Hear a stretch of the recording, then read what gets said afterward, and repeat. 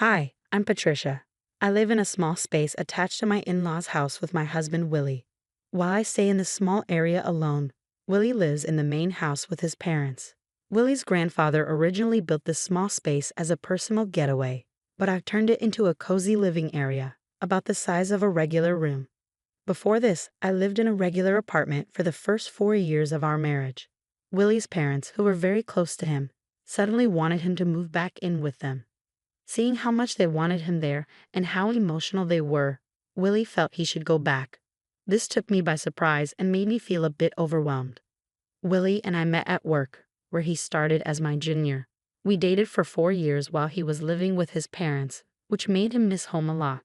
Even though he had his own place after we got married, his upbringing, where he was very pampered and didn't do much around the house, made him want to return to the comfort of his parents' home. When I suggested that we share the household chores, Willie seemed unsure and admitted he had never really done them before. I hoped we could split the chores equally, but Willie never really wanted to help. Every time I tried to involve him, he would act interested for a short time, then quickly lose interest and say, "This isn't for me, Patricia. You're better at it. You should just keep doing it." We both worked full-time, but since I had a higher position at work, I felt a stronger need to split the chores. Trying to get Willie to help often ended up being more tiring than just doing everything myself. Eventually, I found it easier to handle all the tasks on my own. Things began to shift when I started working from home. Willie was surprised to see me at home every day and seemed to adjust to this change. However, over time, it became clear that he didn't fully understand what working from home really meant. A few years into working from home, Willie's parents suddenly visited us and said they wanted to live closer to him. Seeing their emotional reaction made me feel alone and unsure about what to do. To support Willie's wish to be near his parents, we decided to move into their house. Throughout our relationship, Willie had always chosen places close to his parents, whether it was for renting an apartment or picking a job for me. Since I was working remotely, where we lived wasn't as important, but Willie's choices often meant we had to move and sometimes even leave our jobs. When we moved into his parents' home, Willie's mother thanked me, saying, "Thank you for taking care of Willie all this time. From now on, I will take good care of him, Patricia. You handle everything else." At first, I thought this meant I'd be free from taking care of Willie, but I soon realized her real plan. She started taking care of Willie's specific needs, making special meals for him, washing and ironing only his clothes, keeping his shoes and belongings clean, and buying things just for him. Meanwhile, all the other household chores, like cooking and laundry for everyone else, became my responsibility. Even though I was working full-time, I ended up handling not just our daily chores, but also keeping a larger family home clean. This new setup made me feel unhappy and overwhelmed. While Willie and his parents seemed happy, I felt like my responsibilities had only increased. One day while cleaning, my father-in-law approached me with an awkward request. He asked, "Patricia, could you help with some money?" I was confused, so I asked him to explain. He said he found it hard to ask Willie for money, adding Willie has worked hard, and it's tough to ask him for financial help. This made the situation even more complicated, showing how unevenly chores and financial responsibilities were divided. Willie and I had previously agreed to share expenses like rent and other costs. However, when we went shopping, Willie often convinced me to pay for various things, including extras like alcohol, clothes, and accessories. When I was hesitant, he would act immaturely and accuse me of being stingy. Despite our financial disagreements, I found some comfort in the fact that Willie usually left me alone with my daily routine. However, things changed when we moved into his parents' house. Unlike Willie, his mother constantly disrupted my work from home.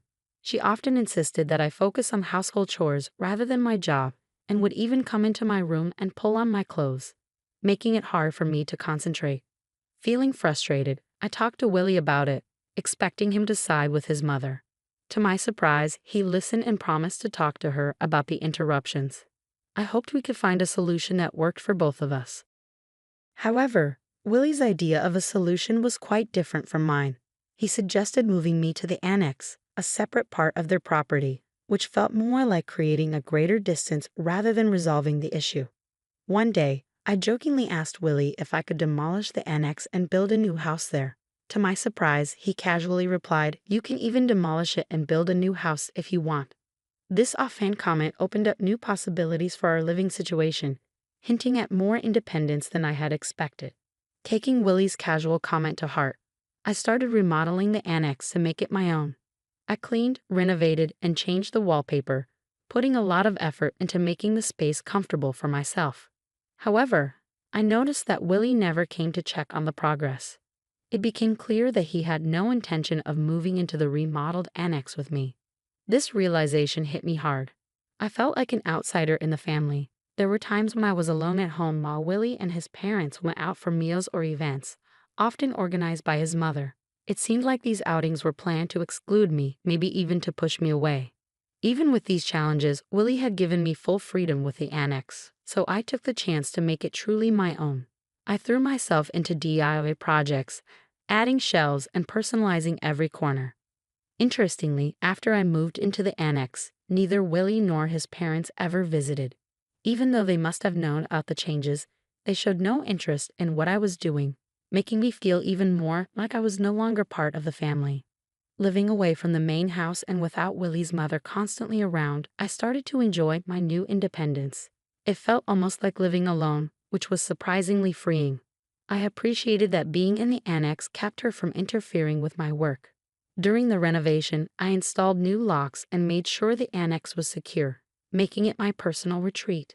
I made sure that no one, including Willie or his parents, could enter without my permission. This newfound privacy made me wonder if this separation might actually be a blessing. However, it seemed my mother-in-law noticed my growing distance and wasn't going to let me find peace easily. Unable to put up with her behavior any longer, I found myself unsure about what to do next. As I settled into the renovated annex, her attempts to drive me away became more obvious. She started with small annoyances, like leaving trash in front of my annex instead of at the collection site. Sometimes she would host barbecues in the garden and deliberately leave me out, making sure the smell of the grilled meat reached my space. Despite her attempts to push me out, I couldn't help but find her efforts amusing. One day, she called me to the main house, claiming she had leftover meat and potatoes for me. Suspecting there was more to her invitation, I went over. When I arrived, she was alone in the living room and dramatically placed a divorce paper on the table. It was clear that her real intention was to force me into signing the document, knowing Willie would agree to whatever she wanted. With a smug look, she said, "Isn't it time you gave up? There's no reason for you and Willie to stay married. Get out, you freeloading unemployed woman." Her audacity shocked me, but it only strengthened my resolve. Thrilled at the chance for freedom, I eagerly grabbed the divorce paper and said, "I'm going to the city court right now." "Thank you so much." My mother-in-law, expecting me to resist, was stunned by my unexpected eagerness. After filing the divorce papers at the city court, I quickly packed my things. I went to inform Willie's mother that the divorce was finalized. I told her I would leave the renovated cabin as it was and that she could do with it as she pleased. My positive attitude about leaving seemed to surprise her, even though she wished me luck as I left. When Willie and his father saw I was really leaving, they were concerned and asked, "Are you going? What will we do without Patricia?" I smiled and thanked them for letting me use the cabin. I explained that, since we were now divorced, it was time for me to move on. As I packed up my things, I moved into a luxury apartment I had been planning for some time. Soon after I settled into my new place, my mother-in-law called. She sounded awkward as she began, "Patricia." I cheerfully answered and asked, "What's up? How's everything with the cabin?" She switched to a more serious tone, talking about finances. She mentioned that Willie had told her I was giving his father $5,000 a month. I confirmed this and told her that despite her earlier belief that I was an unemployed freeloader, I was actually gainfully employed. Her surprise was clear. She had thought I had quit my job. I quickly set the record straight, telling my mother-in-law that I hadn't just left my old job. I had actually become the president of a new company. This company was leading the way in remote work systems, and she seemed both disbelieving and confused. It hit me that Willie, too, seemed unaware of my professional success, showing just how distant we had become, both physically and in how we saw each other. It was clear he never fully embraced his role as a husband since moving in with his parents. Then she asked about my earnings, wondering if my new role had increased my income. I casually mentioned that I was making about $3 million. I exaggerated a bit to avoid getting into the details of my actual earnings. Seizing on this, she asked, "With that much money, could you lend us some?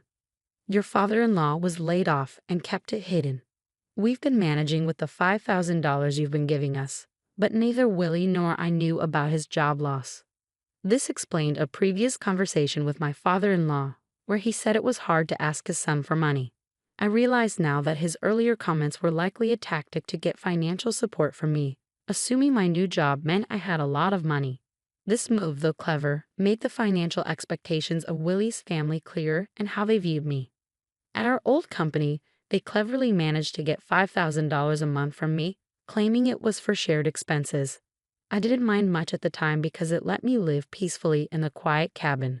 But now, being divorced from Willie, I had no reason to stay connected to his family. When I mentioned this, my mother-in-law urgently begged me, saying, "That's not true. To me and Willie, you're still family. Please come back." I immediately declined, knowing I would only be used again. Returning to Willie offered no advantages. We were now strangers, and it felt awkward for them to still consider me family when they had pushed me away. I'm really enjoying my life on my own now. It feels much like when I was married and mostly living alone. Except now I spend money on myself and don't have $5,000 siphoned off every month. I prefer this new life. I ended the call with a firm goodbye, surprised they thought I'd come back. My mother-in-law's plea seemed like a last-ditch effort. Willie's salary wasn't great, and he often avoided responsibilities, saying, "I can't do it," and passing tasks to others. This made him unreliable both personally and professionally. With his father laid off and his mother a housewife, they couldn't keep up with the large house and had to sell it. Now, all three of them are living in the cabin I renovated. It's perfect for one person but likely cramped for three. Since then, I haven't thought much about them. I'm enjoying my life peacefully, relishing the solitude and freedom that come with my new independence.